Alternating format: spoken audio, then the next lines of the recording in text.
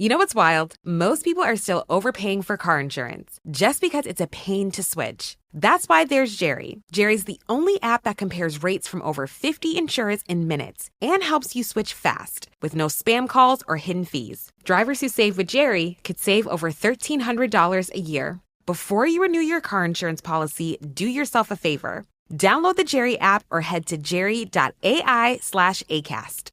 Remember when your energy lasted all day with enough left for date night, workouts, or you time? If it's been a while, it's time for Ageless NMN. Boost your NAD+ levels to increase energy, clear the fog, and wake up feeling refreshed. Join thousands of everyday people who take their longevity seriously with Simply Nootropics. Try Ageless NMN risk-free with our 60-day money-back guarantee and age on your terms. And right now, they're throwing in their premium $44 TMG supplement, a free gift which helps your body absorb NMN better. Get back to feeling like you again, backed by their 60-day money-back guarantee.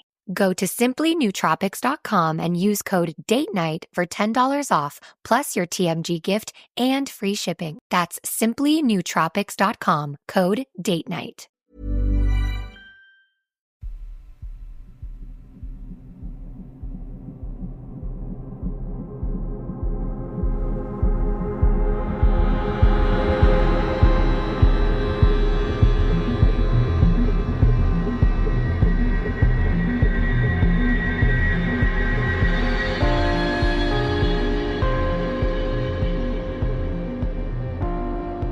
Hello and welcome to mini episode number 462 of Real Life Ghost Stories.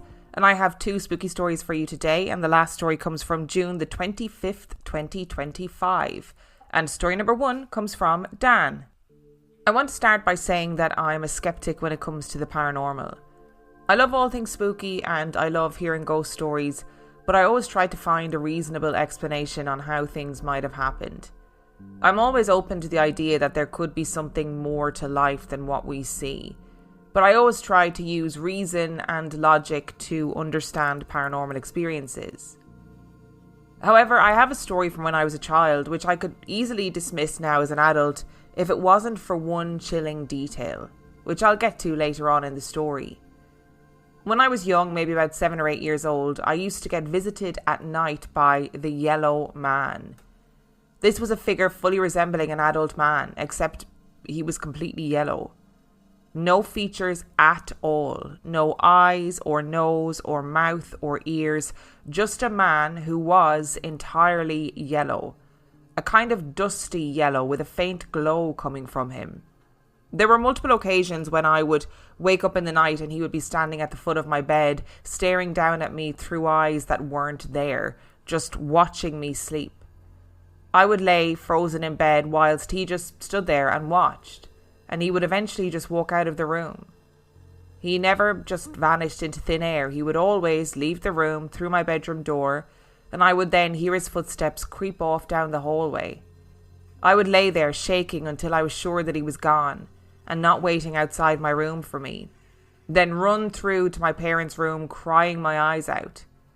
My dad just dismissed it as a child seeing things. But my mum, who is a firm believer in ghosts, always believed me and would cuddle me in and let me sleep in their room until morning. It wasn't every night that this happened, maybe every few months or so, but it was incredibly terrifying and caused me to be scared of sleeping in my own room as a child.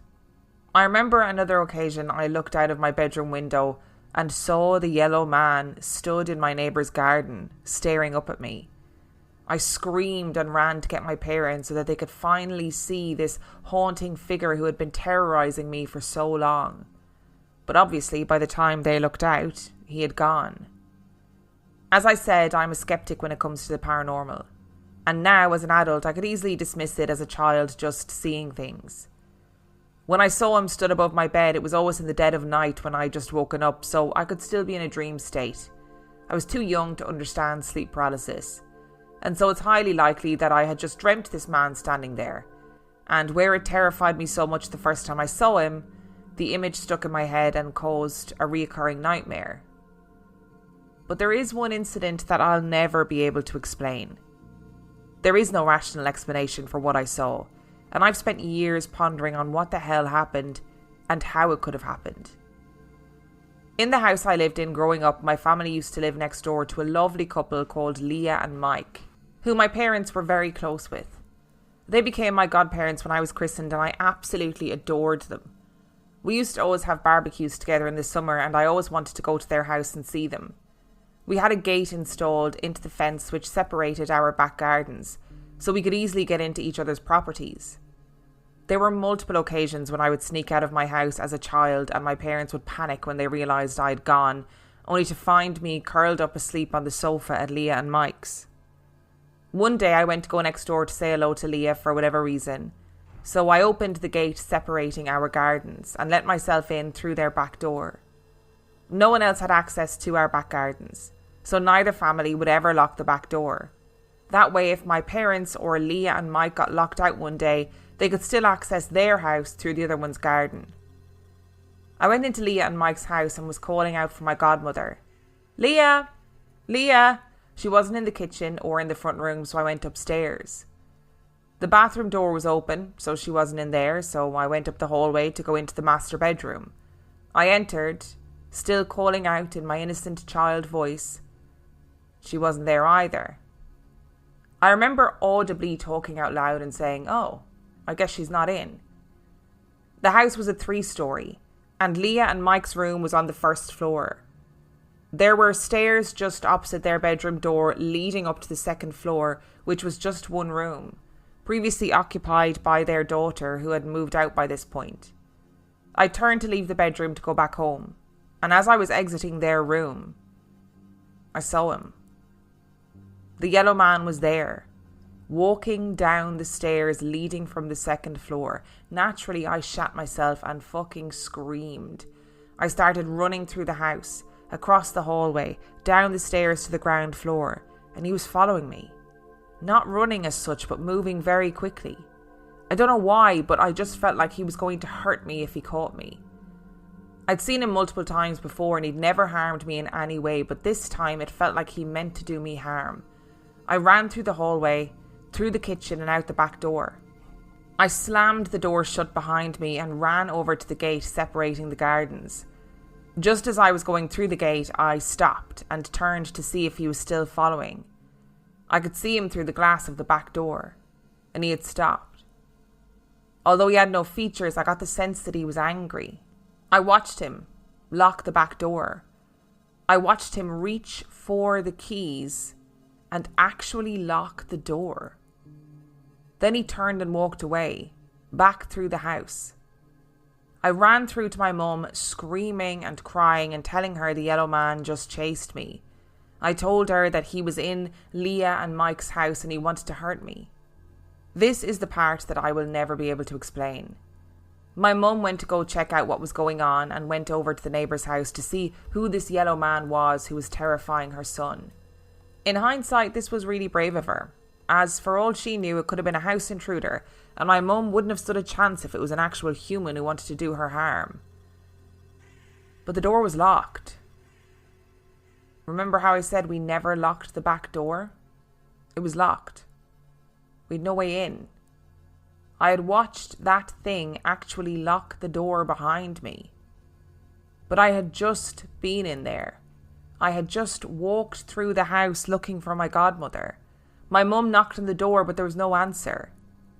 Leah and Mike came back about an hour or so later. My mum told them what had happened and they confirmed that they definitely didn't lock the back door. They never do. Mike searched the house, but of course no yellow man or a human house intruder could be found. I'll never be able to explain that. I've spent years trying to think of any way that it could have been possible, but it just doesn't make sense. I was in the house. This was the middle of the afternoon. I'd been awake for hours and still had hours before my bedtime. There was no way I could have dreamed it.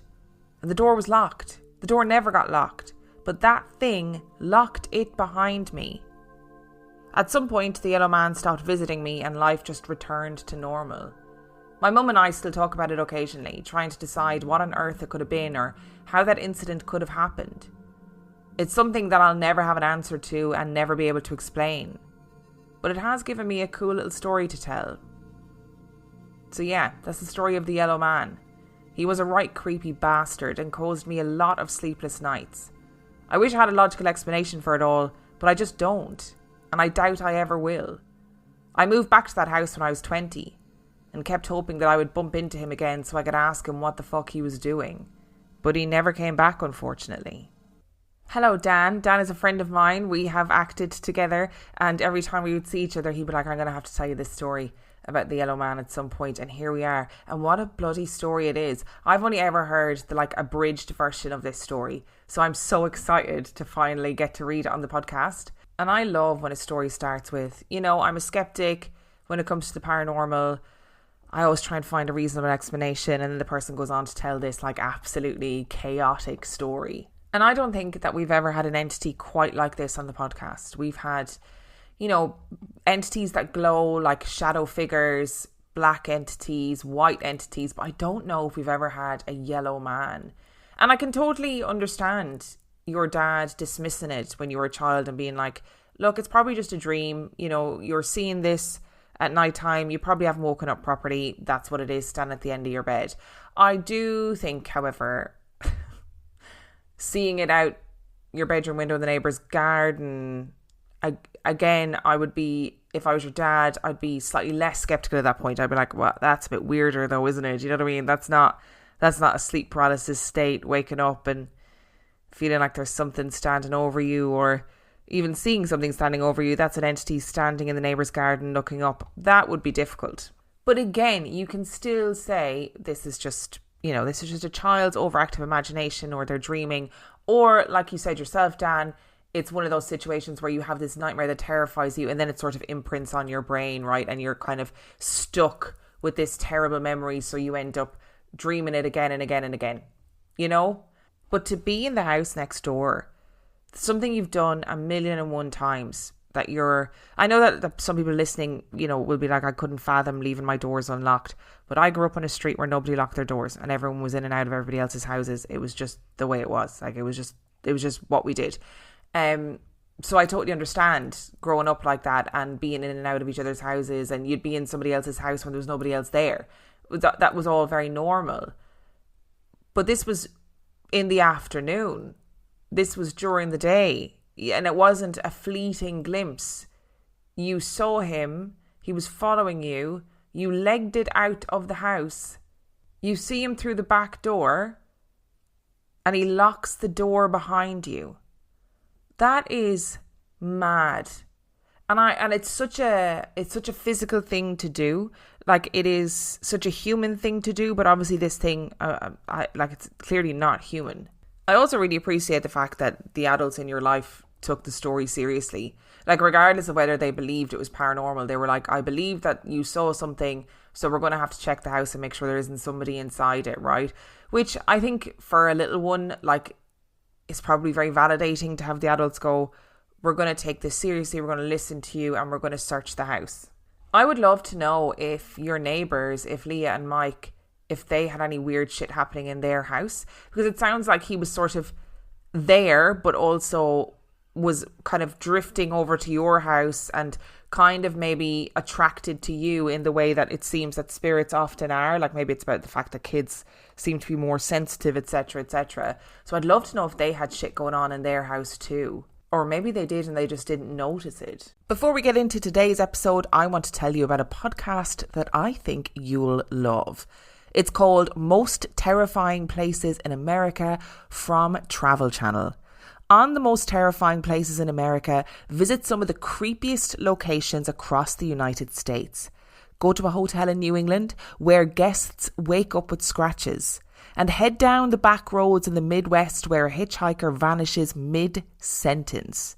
Then meet the spirits of a Texas warship where the dead still walk the decks. On each episode, travel with ghost hunters, psychics and historians as they uncover the chilling truth behind America's paranormal hotspots. It's a podcast that's part cross-country road trip, part ghost tour. If you want deep dives into the most haunted locations in the US with input from experts from across the paranormal spectrum, then this podcast will be right up your street. Listen to Most Terrifying Places in America wherever you get your podcasts. You know what's wild? Most people are still overpaying for car insurance just because it's a pain to switch. That's why there's Jerry. Jerry's the only app that compares rates from over 50 insurers in minutes and helps you switch fast with no spam calls or hidden fees. Drivers who save with Jerry could save over $1,300 a year. Before you renew your car insurance policy, do yourself a favor. Download the Jerry app or head to jerry.ai/ACAST.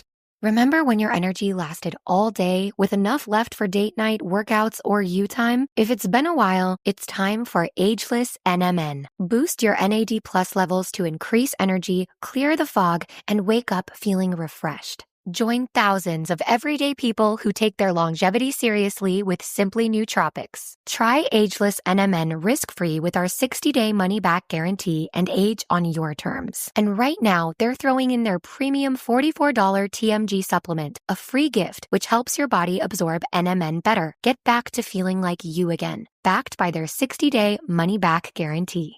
Go to simplynootropics.com and use code DATENIGHT for $10 off, plus your TMG gift and free shipping. That's simplynootropics.com, code DATENIGHT. And our second story today comes from Kenna. Recently, I went tent camping for the first time with my Girl Scout troop.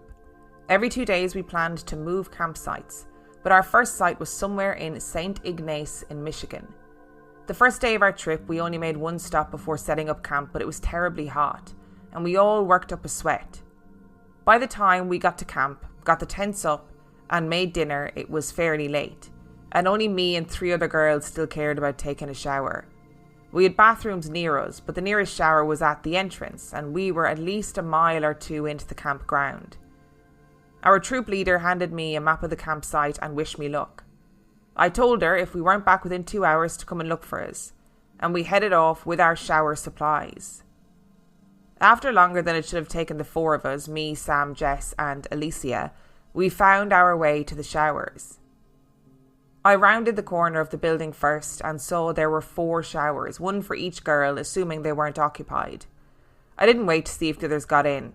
I tried the first shower, and once I saw it was empty, I slipped in. The shower was great. It had hot water and an adjustable nozzle. My only complaint is that you had to hit a button every minute to keep the water flowing. I get why, but it didn't make it any less annoying. After I'd hit the button for what I knew would be my last time, I heard and Sam say, "Hurry up." I thought, oh crap, they all must be done already, and hurried out of the water over to my clothes. I managed to get one sock on when again I heard, but this time it was Jess, and she said, "It's Jackson, let me in." Now that was weird because some of the other girls had jokingly been calling Jess Jackson, but I wasn't a part of that. So it was strange for her to announce herself as that. But my main thought at the time was, oh shoot, they haven't even gotten to shower yet. So I yelled out, "Getting dressed," with my one sock on, and I finished up. I rushed out with untied shoes to find no one there. I walked around, but they weren't anywhere. I started to call Sam when Jess stepped out of the shower about 2 minutes after I'd left mine. I narrowed my eyes at her and started to ask her about the knocking, but before I could, she asked me, "Where's Alicia?" "I don't know why," I responded. "She knocked on my door," Jess said. When Sam stepped out of her shower, she asked who knocked on her door. Eventually, Alicia came back from the bathrooms attached to the front of the showers and denied knocking on Jess's door, but said she heard me knocking on her door. We stood there in a huddle outside the showers looking at each other, and I said, "Let's just go back to camp." They agreed and we dropped it. That was unlike me. I'm not very good about letting things go. And I didn't think about it again until 5 a.m. the next morning when I woke up, and I realised we walked away and never figured out what happened. Sam was the next person in my tent to wake up, 2 hours later, and I walked to the bathroom just over the hill with her. I asked her very seriously, "Were you and Jess messing with me yesterday?" And she said no, shaking her head. I believed her. I think she would have fessed up then because she knows I wouldn't have been mad at her. Slightly annoyed, yes, but no harm was done. But then Emily would never play a part in a prank, so where did that leave me? That day we went to Mackinac Island. It was very fun, but it was also a crap ton of hiking up very steep hills. You can do Mackinac Island and mostly avoid that, but of course we couldn't. Anyway, everyone wanted a shower that night. I couldn't wait for mine. Thankfully, the group that showered that morning had found another shower building, a similar distance though, so the adults were willing to drive us. I piled into Sam's mom's car and went to the new shower building they had found. Unfortunately, we took 5 girls to a 4-shower building. I was the unlucky 5th girl.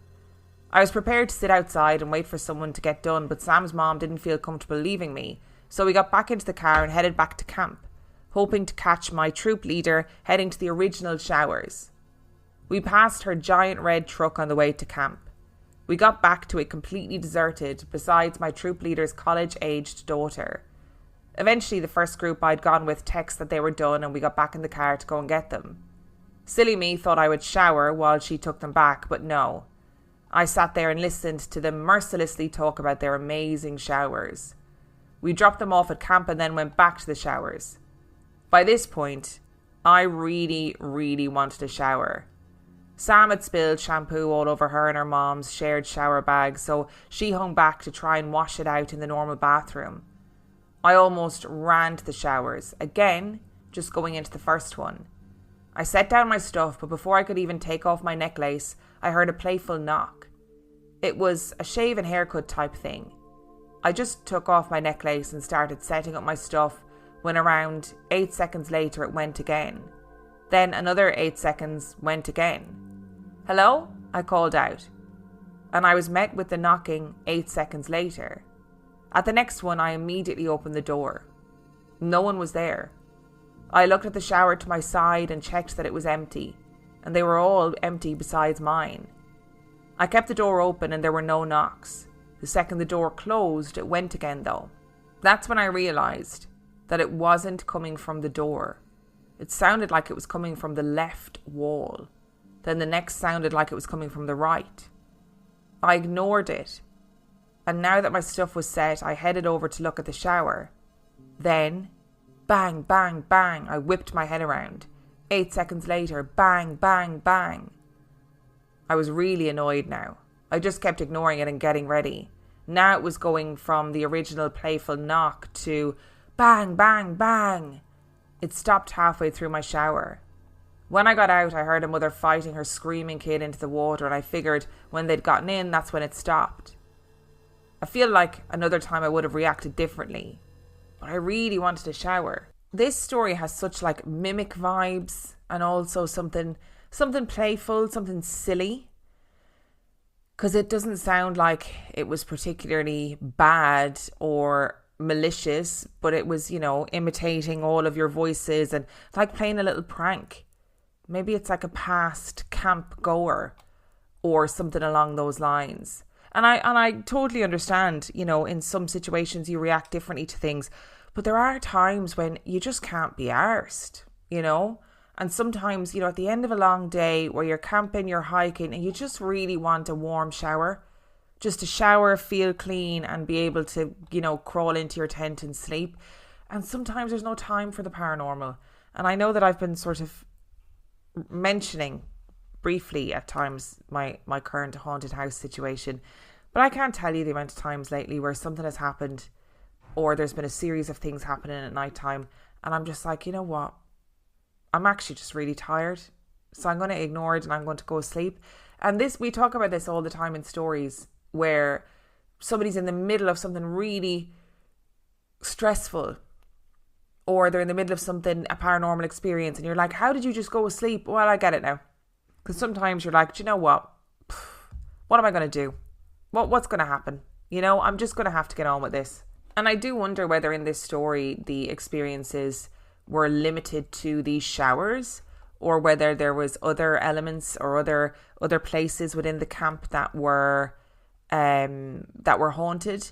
Because I know that, like, generally from what I know of camps, which is basically what I've seen in films and what people have sent me in stories, is that they all come with ghost stories, like camp ghost stories.